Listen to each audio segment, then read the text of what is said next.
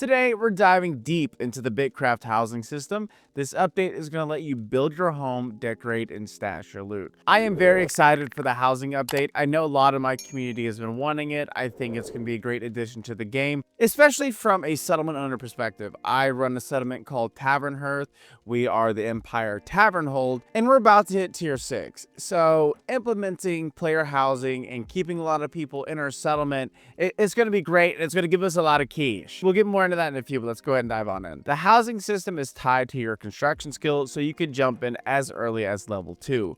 First, you go to Brico and grab a player house deed. Think of this as your proof of ownership. This is a starter deed. Deed 1 costs just 500 coins. You'll be able to get higher deeds in the future, like deed 2 at level 10, which will require more construction levels and extra resources like a beginner codex. So if you have been working on your scholar skill, now is the time. These upgrades will let you expand your house and unlock better features as you progress. In ruined towns, you have housing Catacombs, which is a massive underground network that can house tons of players. View these as like apartment complexes. If you go to the ruined towns, there's an apartment complex for everybody. You can go in, you can get situated there almost immediately. But in player-run settlements, you'll need a residential building, which settlement owners can craft to attract residents. To add, your house is tied to a physical spot in the world, but it's secure. If the building gets destroyed, say a settlement owner tears it down, your house doesn't vanish. It just goes into a limbo. It's safe and sound, nothing you gotta worry about. All you need to do is find a new catacomb or a new residential building, move your house there, and your house is back just like you left it. But once you get your deed, you are ready to move in. You got your house, you're golden. To make it your own, you'll need furniture, and that's where the construction workstation comes in. Head to Brico to snag the wicker furniture blueprints. It's just 50 coins. This will unlock recipes for stuff like rugs, beds, and storage chests. Storage chests are going to be very important. And crafting furniture isn't just about aesthetics. It is a core part of leveling your construction skill.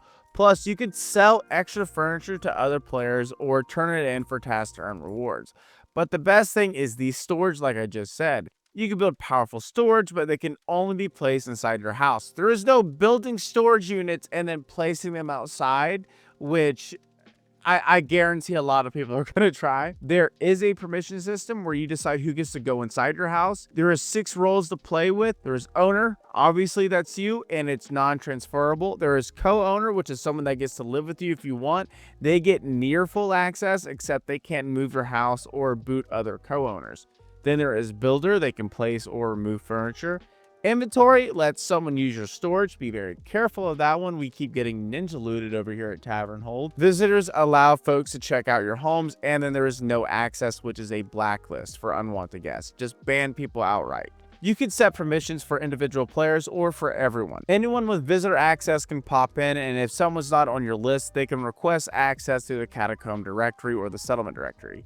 You'll get a prompt to approve or deny, keeping you in full control. You can also snoop around other player houses in the directory, which if you want to go steal decorating ideas or housing ideas, that's how you can do it. Now the question is, what if you want to relocate? Say you're settled in a ruined town and you want to move to a settlement because you are over there a lot more now than the ruined town. Well, moving your house is super flexible. If it's empty, if there's no furniture, no items, you can instantly relocate to any catacomb or residential building with open slots. And yes, the housing at settlements will have slots. They're 5 to 6 slots per house. So if you're a settlement owner and you have a lot of people visiting your settlement and you have a very, high traffic one, consider making a lot of houses. However, if you have stuff inside, moving within the same settlement is still instant, but moving to a new settlement or region comes with a small cost and a few hours wait. This system is in place to prevent players from using houses as a sneaky way to teleport items. If you're crossing regions, make sure your house is empty for a smooth move. Either way, your stuff is always safe, so you can experiment with locations without fear. But now let's talk about settlements and building residential buildings because it can be super beneficial. Residential buildings will attract new players to live in your town, which means more crafting activity and more income for your settlements. Higher tier buildings like tier 10 buildings generate even more revenue per player, so it's worth investing in. Plus, players will love settlements with housing because it gives them more storage and a place to call home. But if you need to clear a building, say to upgrade it, you can evict players, but it takes a long time, giving them a chance to move their stuff. So yes, you can evict players, you can kick them out, but it's not necessarily about kicking players. It's about settlement upkeep and upgrading the building. So to me, one of the best things you can do is go up and put a sign in front of the building saying, hey, we're upgrading this from a tier 1 to a tier 2 or a tier 3. And then when you start the eviction process, it's not instant. They're not immediately kicked out. So they're kind of like told like, hey, this is what's going on. However, I can see how this could be confusing for someone that has not logged in a week and they're just wondering where their house is. So I will bring up a question that I got on my Twitch stream. Why would you care about player housing?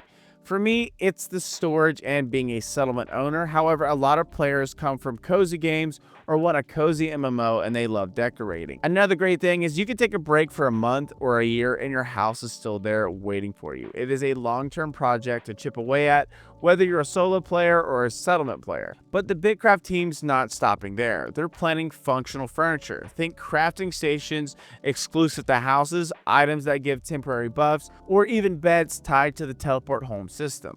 The wicker furniture set is just a start, and expect more sets with bigger storage and cooler designs as the game grows. The BitCraft housing system is a great addition to the game.